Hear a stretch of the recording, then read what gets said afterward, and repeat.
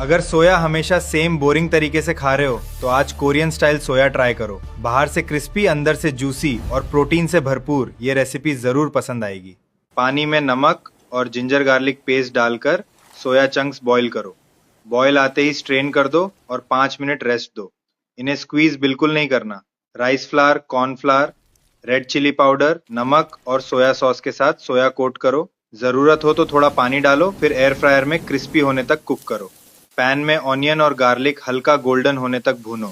अब गोचूजैंग paste, chilli tomato ketchup, देगी मिर्च, नमक और पानी डालकर स्मूथ स्पाइसी सॉस तैयार करो।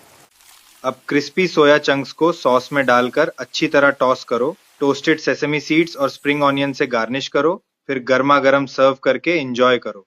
ये कोरियन स्टाइल सोया प्रोटीन से भरपूर और टेस्ट में जबरदस्त है। इस रेसिपी को घर पर जरूर ट्राई करो और कमेंट्स में बताओ कैसी लगी।